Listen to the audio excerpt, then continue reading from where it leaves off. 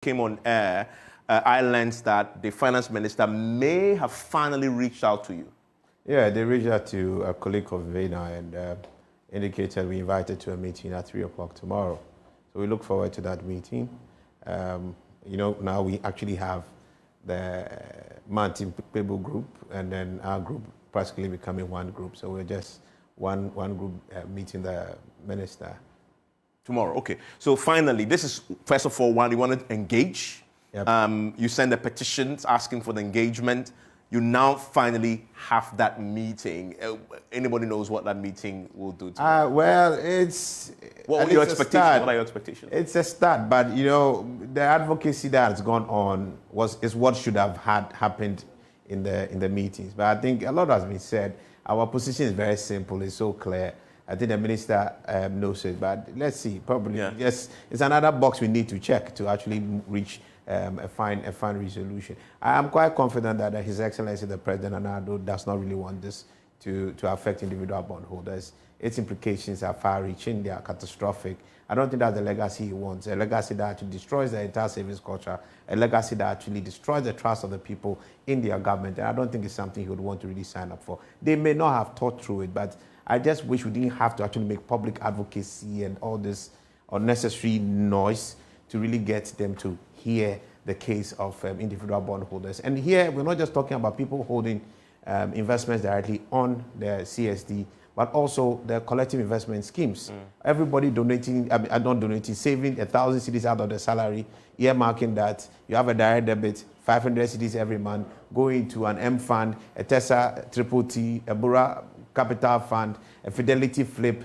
Every single body, this really has far-reaching implications. 1.3 million people, and looking at 6.5 million livelihoods, from farmers to fisher folks, to market women, to students, all right, to young families, to pensioners, to executives, both rich and poor. So it's far-reaching to politicians, both NDC and MPP. PPP and ZZZ, whichever one you want to call it. It cuts across every demographic in society. Impact. You've come with some facts. You've come with some facts, and let's go to the facts. And we're going to be going through a bit of the facts. And so let's see the day. So this is the Individual Bondholders Forum. The quick facts surrounding the position that they've been advocating for so long, but they're now also throwing in there some alternatives for government to consider if they really want to deal with the debt problem, which is really why we are doing an election program. So let's look at the facts. This is the first slide here. Utilization of 171 billion net borrowing. What point are you making with this? This is actually the incremental borrowing created by the current government between 2017 and 2022. What did you use the money for? Because you say we have a debt crisis. When the government came into office, we didn't have a debt crisis. We're resolving and turning around IMF. We actually got out of IMF India when they were in office. So how come did we get here? That's a key thing. Because if you don't understand how you go here, it's very difficult for you to figure out the right solution and the right category of people to really address. You talk about consumption. Consumption. So you spend all this. Practically, we only spent 34% of the money we borrowed investing in capital expenditure that's supposed to spare sustainable economic What is a capital expenditure? So infrastructure like roads, like good schools, not just that, but it could be what do you call it, some port infrastructure that enables commercial activity to really go. Roads as well. All these add to what you call capital expenditure. These are very constructive. In a sustainable economic growth model, you actually need investment in capital. You need to improve the productivity of your labor. And that may actually give wisdom to a bit of the free SHS thinking, but it's not been well structured to yield that impact. Okay. All right. So, and then you actually need to have a strong growth in savings within the economy, because from that savings, that capital is also funded. All right. So you collect the money, and instead of you spending more of this money in capital expenditure, that will sustain the growth.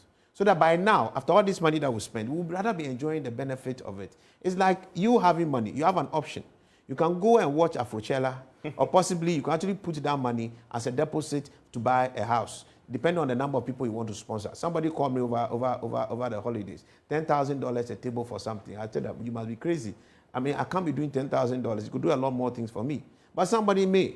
So if you spend that money, you go and buy a house, you take a mortgage, all right, and look at it, your mortgage repayment may almost be as much as 3 tickets that you'll be having at Coachella. So you do this mortgage, you can rent and make more money than the mortgage.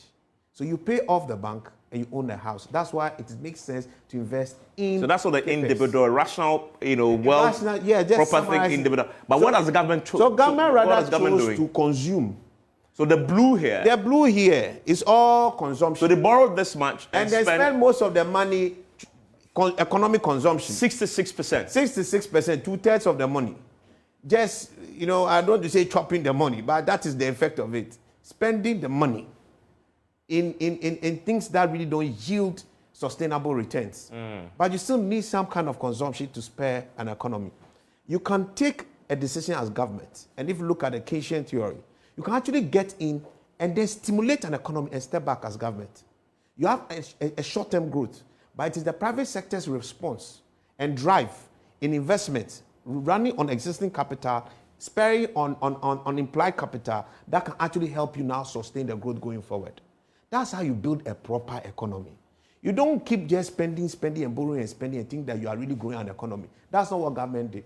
Government spent. And all this has again to do with our political frame. Yeah. You promise so much, you have to deliver it. You don't really have that much revenue to deliver it, so you have to borrow. When you borrow, a lot of things you promise are more consumption-like. So you go to the next slide, and you have a good feel of some of the things. Look at the state-owned enterprise. So in other words, what did we spend the money on? Okay. We went expanding SOEs from 86 to 177. For what?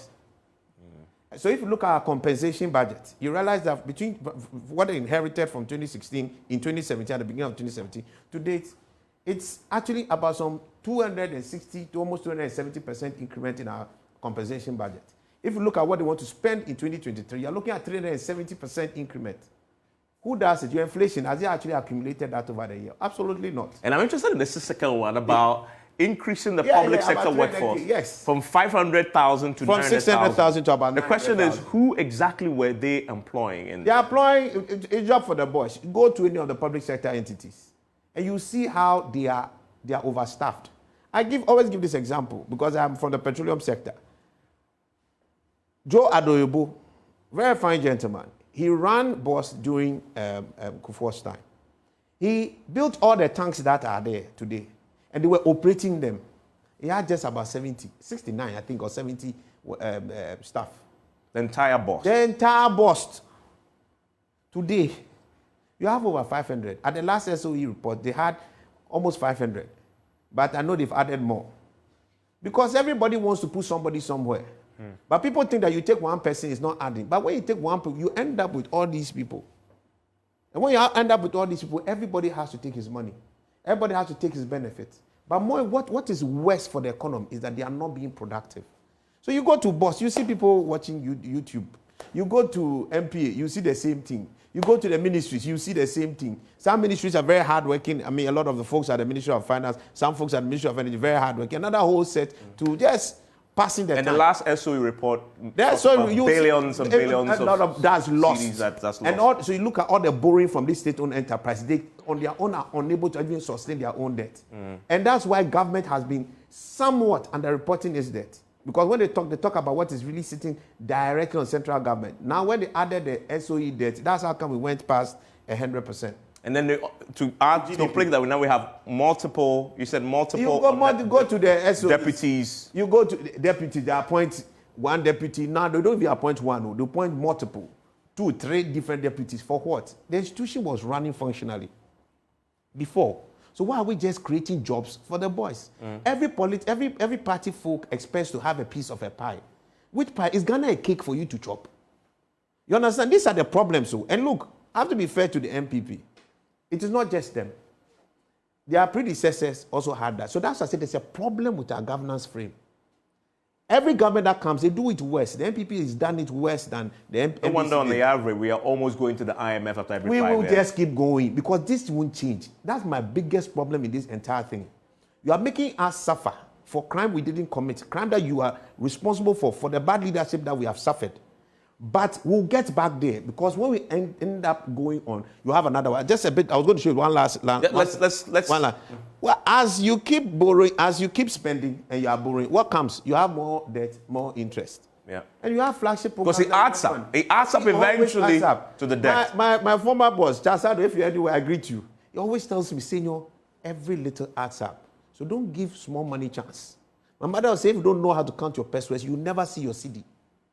And this is what politicians fail to see. Everybody sits in a small place and think, I'm just adding, or it's just one more car, it's just one more person. If you add this person to the staff, will it change? But imagine that you have, maybe 1,000 people, and everybody's adding that almost every month. What's going to happen? Okay, so that's a